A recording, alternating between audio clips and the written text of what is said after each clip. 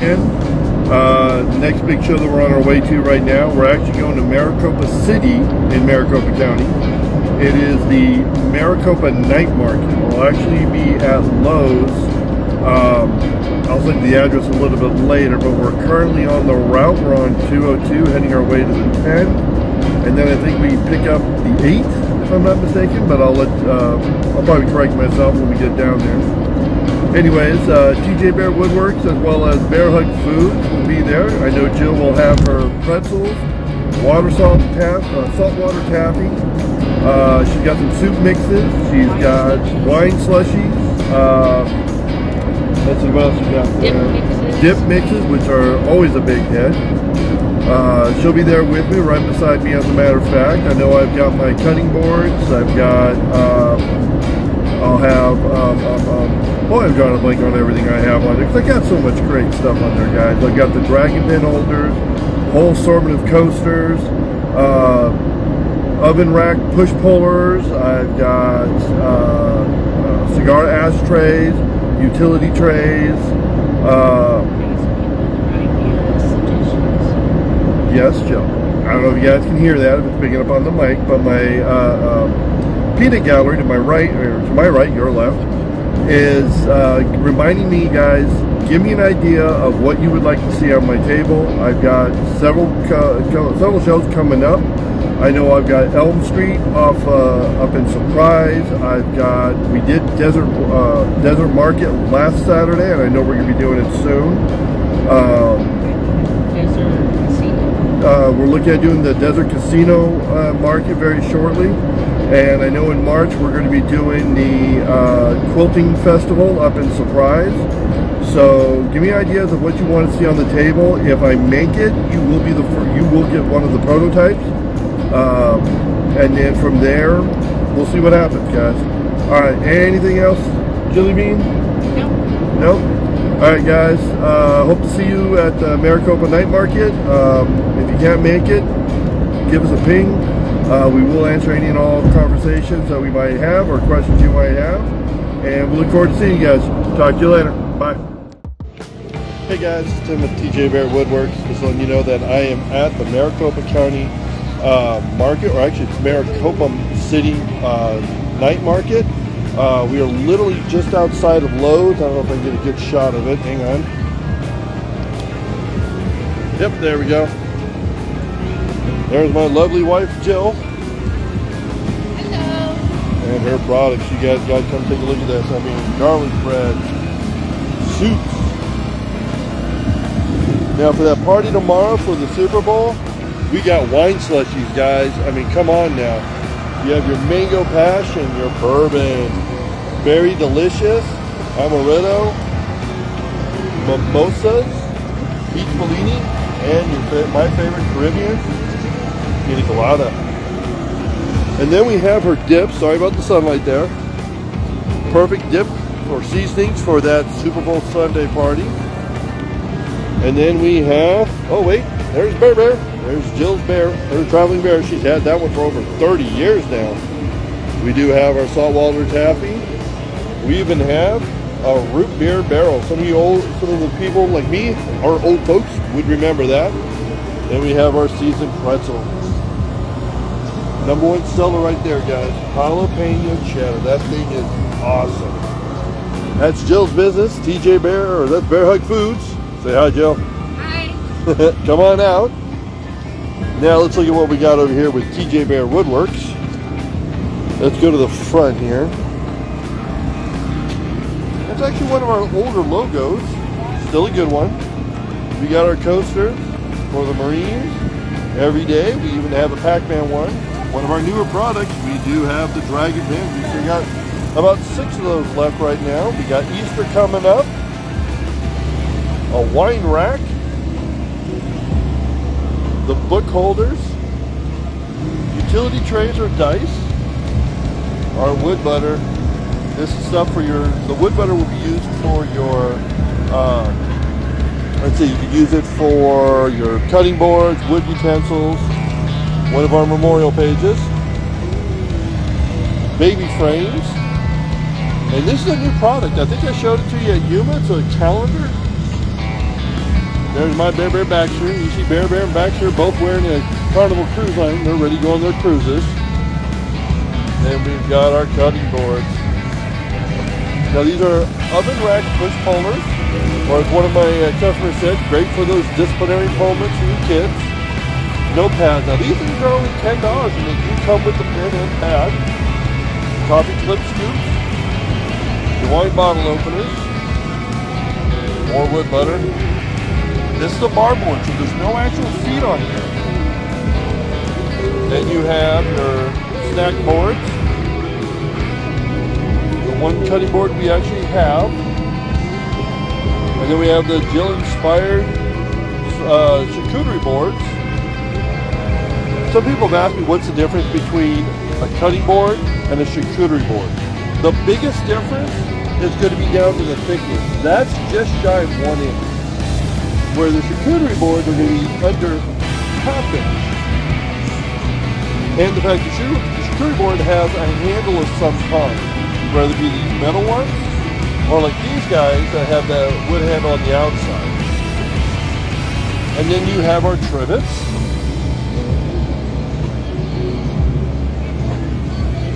And these are also charcuterie board. These are a little bit larger ones. Let me get the blocky shade there.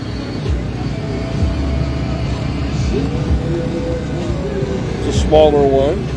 Now these big ones are made out of acacia wood, and acacia is very beautiful wood. This camera does not do it justice, no matter how much I do.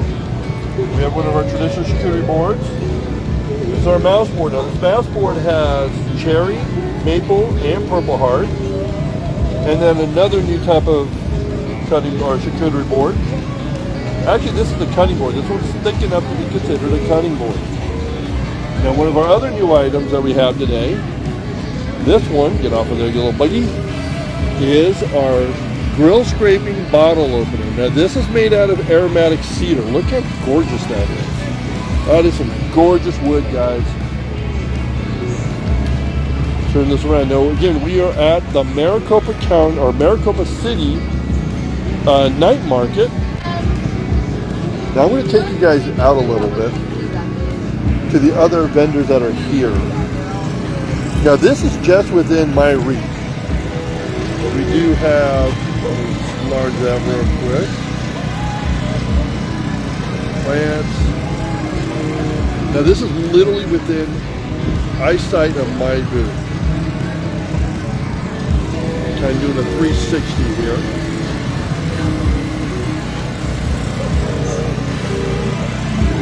So there's quite a few vendors here with everything you could possibly imagine. From, I know down a ways from me, there is the coffee clip or coffee. Let's see what that vendor called. Bubbly Brew Cummins. Now, one thing I want to kind of start doing with our particular markets that we're doing is I want to show why I place things in certain places. You know, hanging stuff, let me flip this around. Hanging stuff like this, I very rarely did until I got these out because I kind of ran out of room on the displays, on the tables. The main items I mostly sell, for those that ask, what's my number one selling piece, usually is my coasters. Because they are all $7 each, with the exception of the Pac-Man one. Look at that. And the Pac one's actually $10 because that's my first attempt at inlay work. But the coasters are $7 each, set of 4 for $25, so you save about $3 on them. And they're all coated with a polyurethane so that a sweaty cup is not going to damage them. Some of them will have a cork backing, or they'll have the rubber tips. And if they're painted, Jill did the painting. So each one's a one of a kind. Now, seasonal items like these bunny trays, those I will usually put in the middle of my table because the coasters are what gets them here. And then you'll do some seasonal stuff like the bunnies. We didn't do much for Valentine's Day because those are more of a gift idea type thing. So we didn't actually do those. I tried to group things together that are like we've got these bottle openers and the wine bottle openers. And then over here, we have the wine rack. So although they're not right next to each other, they're kind of kept close together. And since we are relating to drinking, we do have the coffee cups. And because most of this is kitchen related, that's why we start getting into the oven push puller racks or the cutting boards. Okay. But I do tend to put stuff that people are going to buy, or the best sellers, usually towards the front and in the middle, or front at high and low. People are always looking down. Then you're looking at the baby photo frames, kept those together.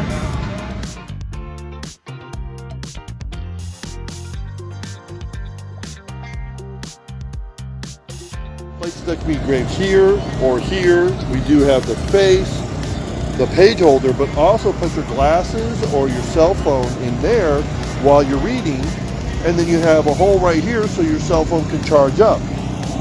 So, you know, it's versatile. I call it versatile because we can easily change out the color of the stain. We can change out the engraving. You know, all that stuff can be done. Okay. So I want you guys to think, you know, what can we make? What would be good on the table that you would like to see? And again, if you tell me what it is and I actually make one, the first product goes to the person who gives me the idea first. Once it's made, or after that, if it's production, if it actually hits my table, we'll see what happens at that point in time. But we do get a lot of suggestions, guys, and you know, we'd love to hear from you. I guess that's about it. I know this part was very short. I am kind of sorry about that.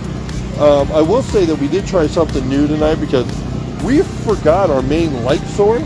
So since we're at Lowe's, I picked up these little 6 little lights. And they're kind of pointed at the products. And we'll see what happens. We'll see if they work good or not. I know a lot of people have done, I know I keep flipping back and forth.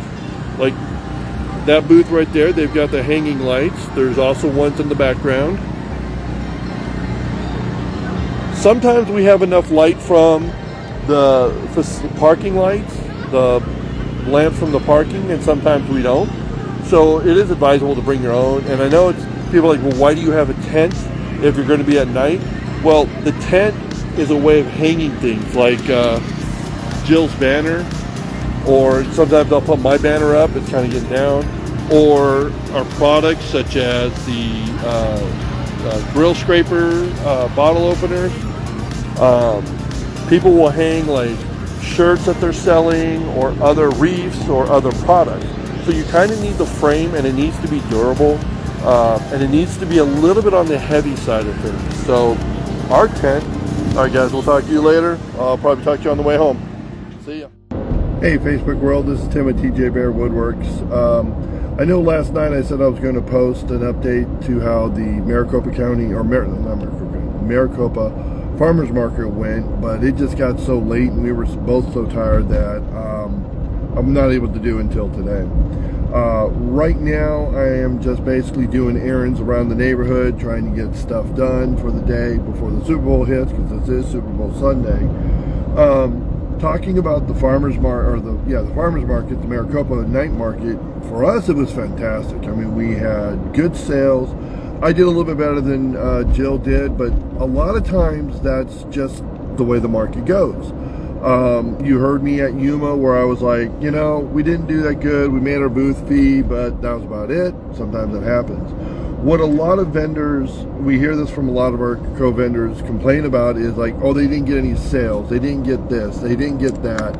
You know, they didn't bring the right people. They, being the host of the event, didn't bring the right people. I always look at it totally different. The way that I look at it is the host's job is to bring the general public. Yes, you can do announcements for your own people, for people, your own customers, your return customers, like Jill does all the time, with a lot of events we've been to several times. But in all, the host is supposed to bring the general public. If the host does bring the general public, then if you don't get any sales, that's on you. That's not on them.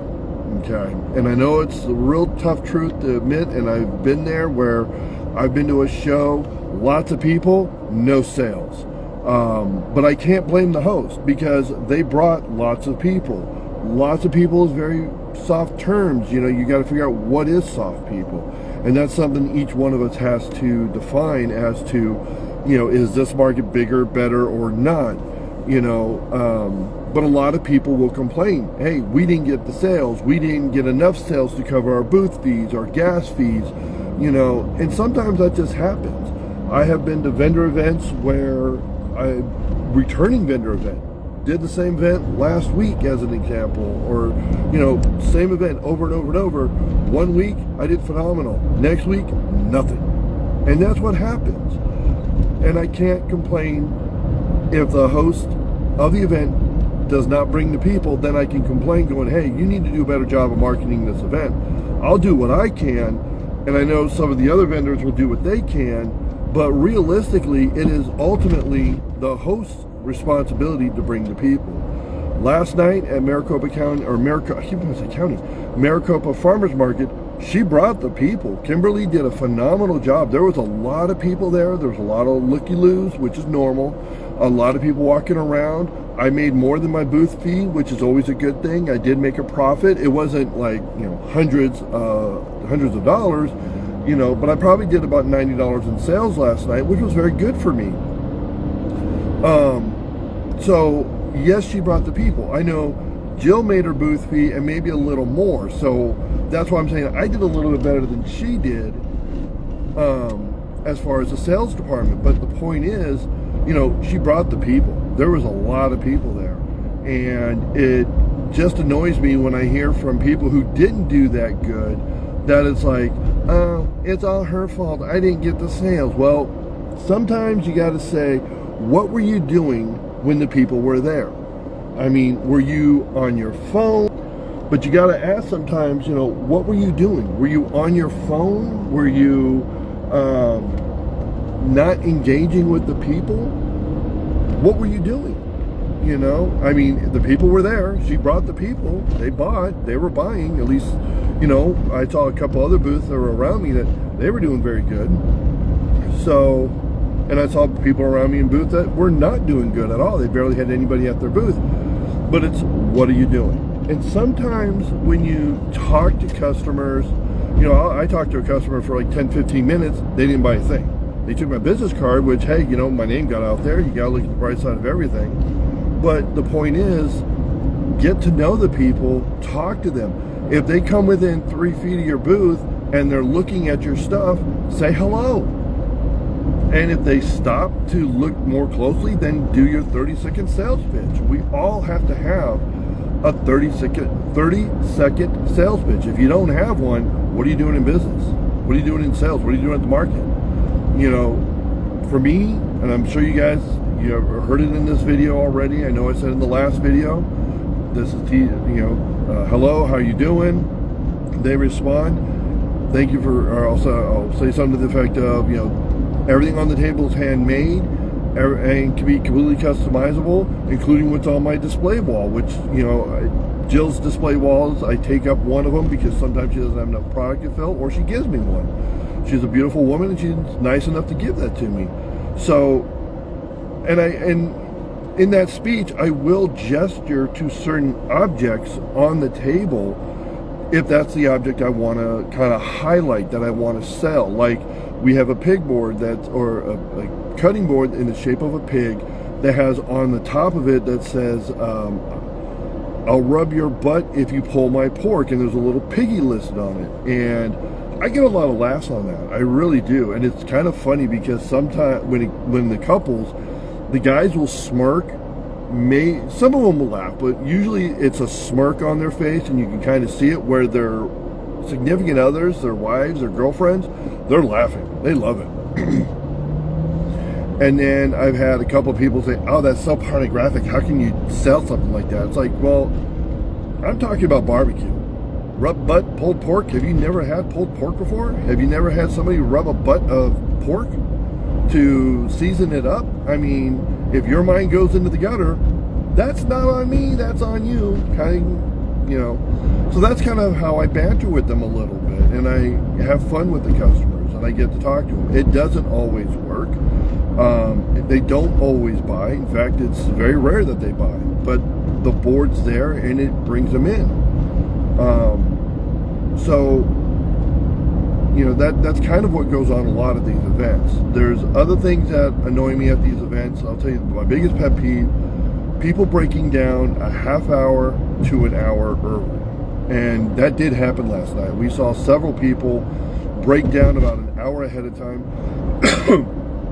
I mean, literally break down. Now, there's a difference between cleaning up your booth, like getting rid of all your trash that you've accumulated for the show, like your water bottles, if you brought food, the wrappers, get them in the trash can or trash bag that you have at your booth, and then take them to a trash can. There's cleaning up. I will grant that.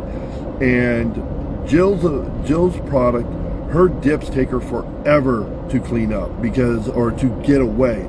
So we'll usually bring that in about 5 minutes ahead of time. Like last night, it was supposed to close at 9. We'll bring it in at 8:55, and she'll start breaking it down. Now, that doesn't mean we've stopped selling. We definitely can sell. And if she has a customer come up to her while she's doing that, she'll stop putting the dips away and deal with the customer. Rather, if the customer wants dips or if they want one of her pretzels or stuff, she does that.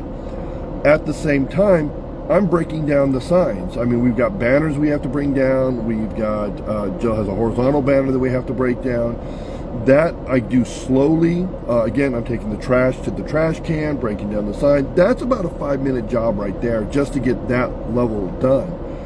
And then I break my chair down as well because I've got a chair that goes into the little bag. It's a beach chair, or a folding chair. So, you know, that takes about 5 minutes. And then at 9 o'clock, that's when we really start breaking down everything. All the tablecloths come down and so forth. But we've seen people last night, like 8:30, they were literally, you know, putting all their stuff in their boxes. They were breaking down their tents. They weren't cleaning up. They were literally breaking down. And that's a huge problem, because it's a domino effect. When one person breaks down, then the next person breaks down, and it just dominoes down the line. And it puts a very bad taste in our mouth. It tells the customers in the area that, hey, we're closing, get out. When we're not, you know, a half hour ahead of time. I mean, I've made $200-300 sales at shows where I was literally breaking down. I mean, it was already after the show closed. A guy came up to me, a guy and a couple, a man and a woman, came up and said, hey, I'll take 3 of your boards right now. I had to literally go back into my bins and pull the 3 boards out. But the point is, you don't know when your big sales are going to be. You don't know if they're going to be at the beginning of the show, which I've had, or the middle, which I've had, or at the end, as I've just explained. But the minute you start breaking down, people are going to sit there and say, well, they're closed. I'm not going to bug them because they're working to clean up their business or to clean up their booth. And they're not going to buy from you. So, you know, you've got to be there. You know, most vendor events, the host will give you 2 hours to show up, set up, and be ready to go.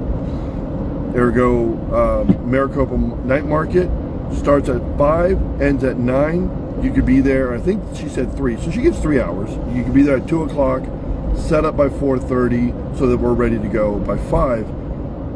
You know, some are 2 hours. It happens, you know, and it takes Jill and I about an hour to get all set up. But the point is, you're there from 5 to 9, and you're doing business during that time with them. You don't close early because, again, it causes problems. Now, I know in Maricopa, we saw cars coming in when, you know, and we're not talking customers' cars. We did see that. There was one guy who drove around in his car. He never got out. But we've seen customer or vendors come in with their vehicles to unload. It's like, wait a minute, we still have customers in the area. That is a huge problem. You're putting my customers, you're putting your customers in jeopardy. You're also putting the event in jeopardy, because if you hit somebody by mistake, and we're talking kids are in the area, adults are in the area, and if you hit a kid or a person, yeah, you're going to have legal issues, but you're also going to cause problems for the event themselves because they're liable for that damage. So, in essence, guys, if you're a vendor or think about becoming a vendor, you're going to do an event, you're there the whole time. You're not there waiting. You're not there, oh, I'm having a bad day, let's leave 5 minutes early. No, you're there the whole time. All right, guys? Anyways, I'm going to let it go right now. I'm off my soapbox. And we'll talk. I'm at my next appointment. So we'll talk to you later. Bye, guys.